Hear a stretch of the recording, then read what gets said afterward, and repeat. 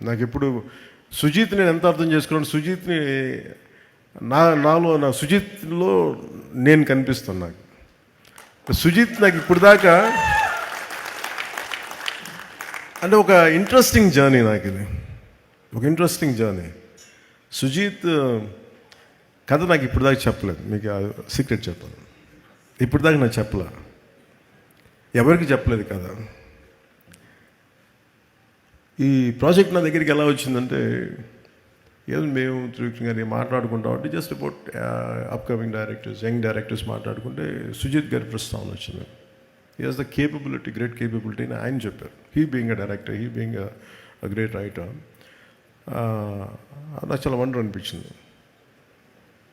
So అట్లాగా project start అయ్యి ఏదో చేయడానికి అంటే ఏదో ఒక మాటతో వచ్చి తను స్టార్ట్ చేశాడు. ఒక అంటే ఎలా చెప్తారంటే కదా, తను సార్ దగ్గర ఇంకొక ఐడియా ఉంది సార్. ఏంటి అంటే, అదే సార్ అది ఇలా అంటాడు ఫస్ట్. అది ఏంటిదని నేను చూస్తున్నాను అంటే ఒకడు ఉంటాడనమాట అంటాడు.